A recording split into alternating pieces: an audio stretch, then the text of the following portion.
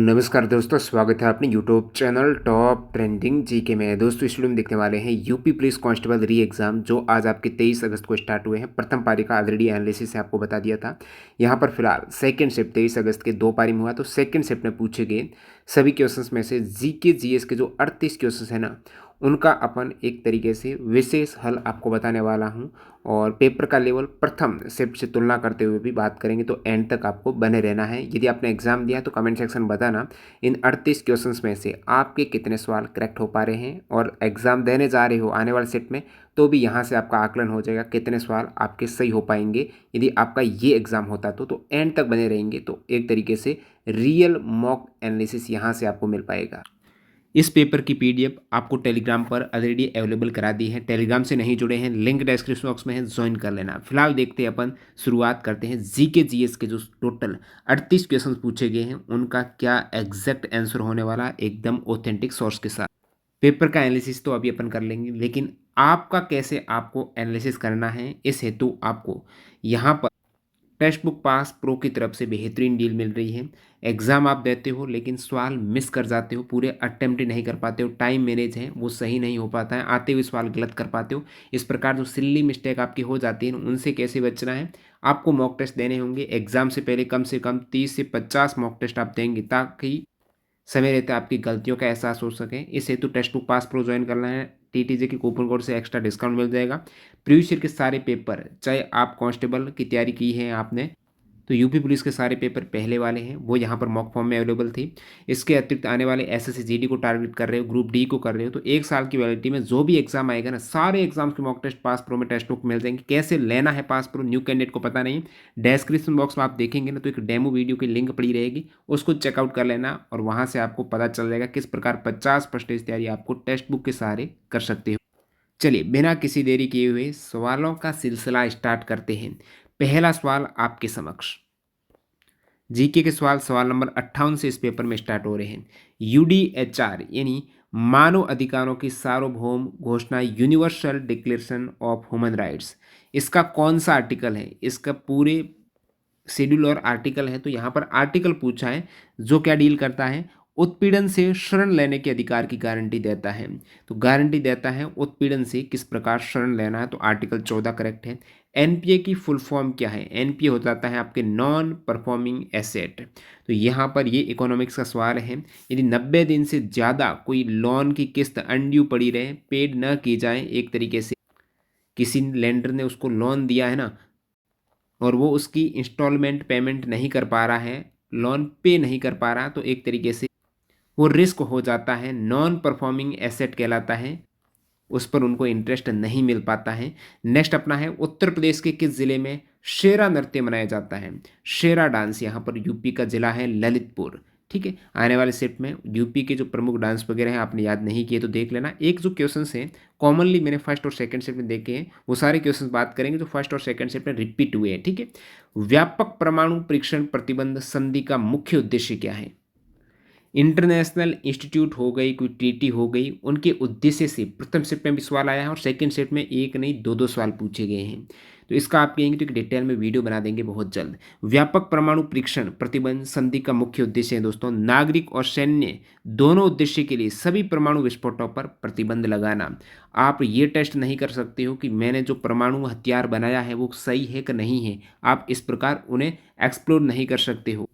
परमाणु हथियार चाहे आप नागरिक उद्देश्य से ले रहे हो या सैन्य, दोनों उद्देश्य के लिए प्रतिबंध है। ये ट्रीटी हुई है 1996 में और उस समय 187 नेशन ने हस्ताक्षर किए थे इस पर। अर्जुन पुरस्कार किस खेल के लिए प्रदान किया जाता है, सभी को पता है, स्पोर्ट अवार्ड है अर्जुन पुरस्कार, एक करेक्ट हो जाएगा। मेजर ध्यानचंद खेल रत्न, अर्जुन पुरस्कार हो गया, ये सभी स्पोर्ट अवार्ड है।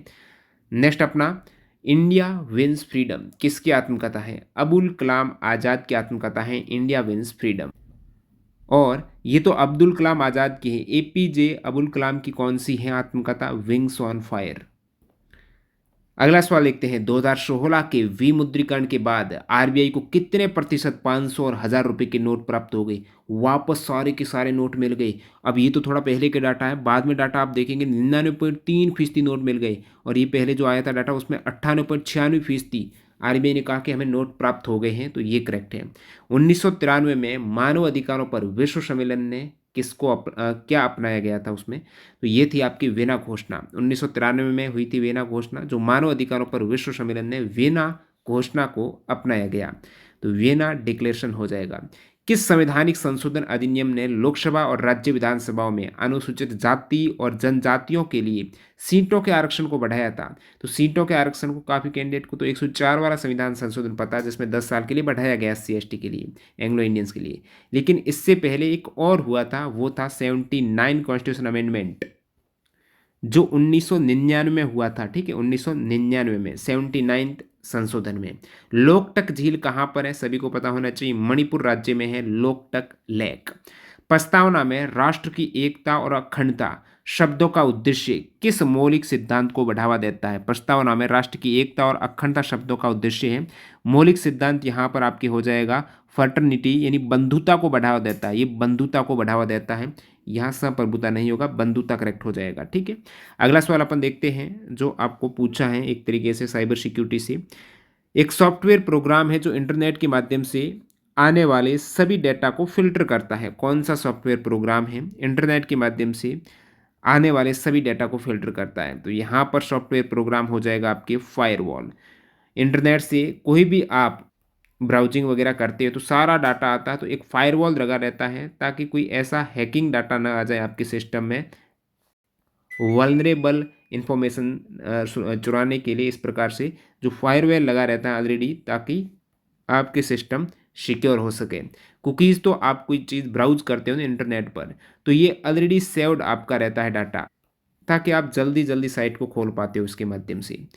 मालवेयर हैं सारे, वायरस वगैरह, ट्रोजन वगैरह, उन्हें मालवेयर हैं। एंटीवायरस आपको पता ही है।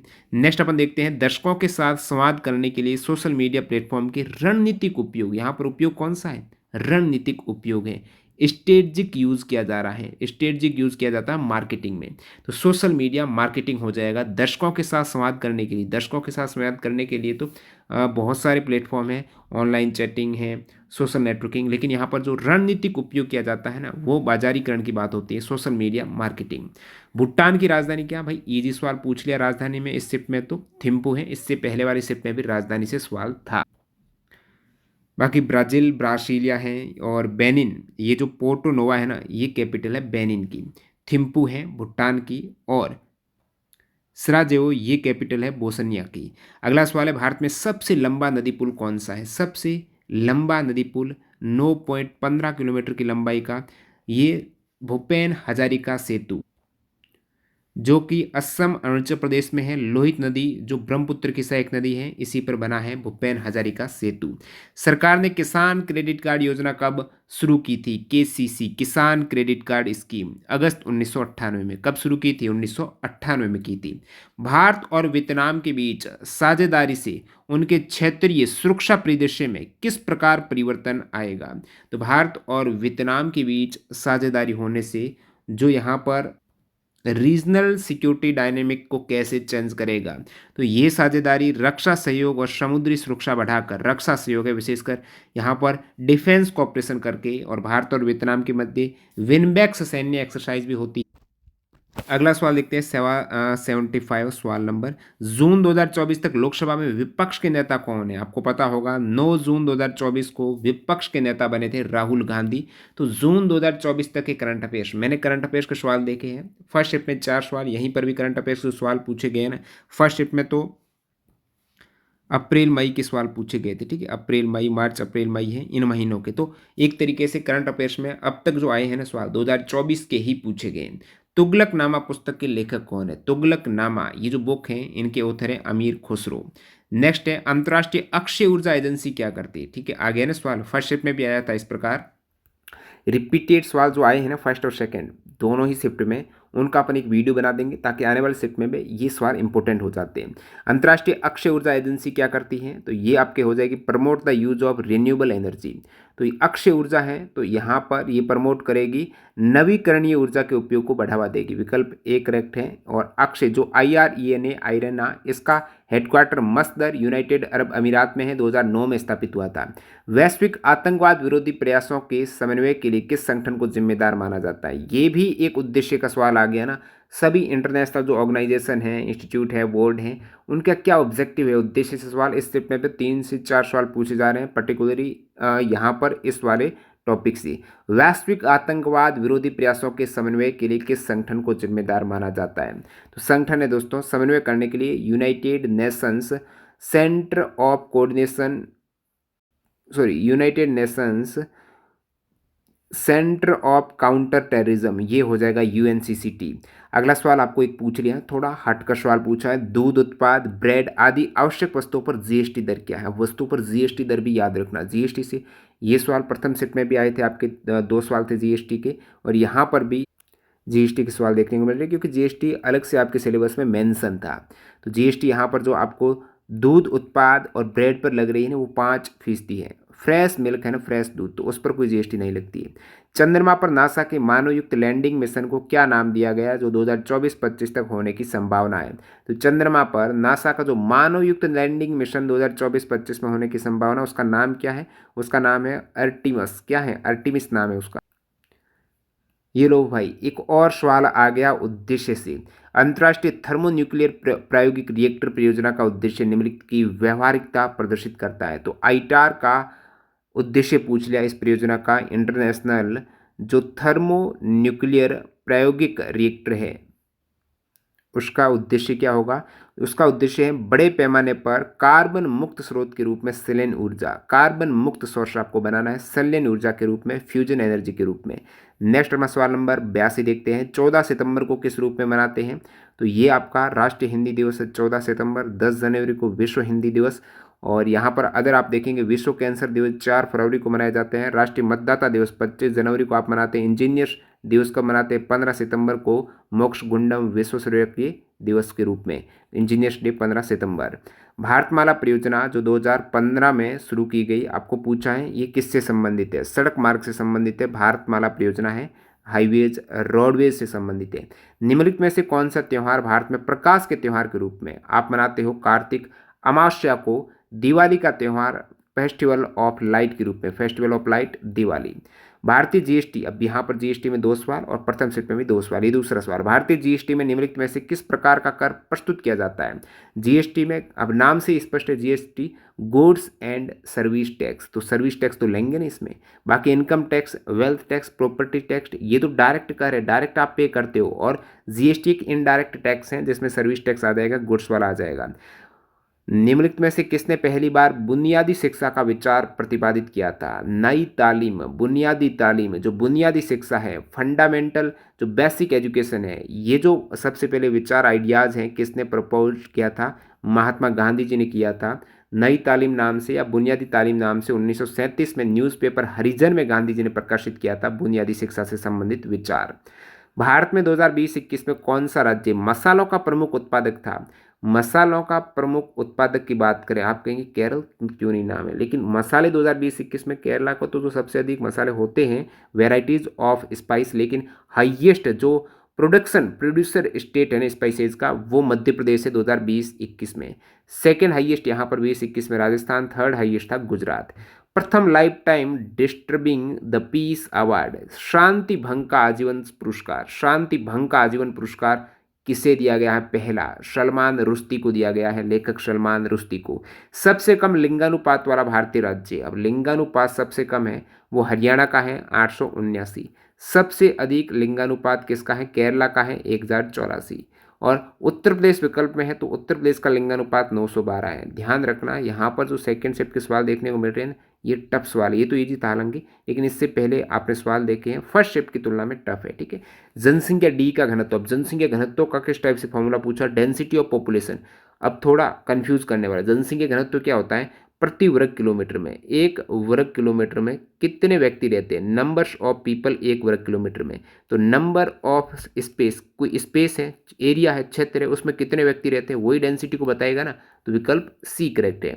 अगला सवाल, बायोमेट्रिक प्रौद्योगिकी का एकीकरण भारत के आंतरिक सुरक्षा ढांचे को कैसे बढ़ाता है। अब बायोमेट्रिक कब ली जाती है, अब आप एग्ज़ाम देने जाते हो तब भी आपकी बायोमेट्रिक ली जाती है, ताकि चेक कर सके कि जो एग्ज़ाम देने जा रहा है उसकी आइडेंटिटी पहचान कर सके कि वो रियल कैंडिडेट है, और भविष्य में अन्य जो एग्ज़ाम के प्रोसेस होंगे उनमें सेम वही कैंडिडेट प्रेजेंट हो। इस हेतु उनकी पहचान और वेरीफाई करने के लिए, सत्यापन प्रक्रिया में सुधार करने के लिए बायोमेट्रिक जो टेक्नोलॉजी है वो सहायक सिद्ध होती है।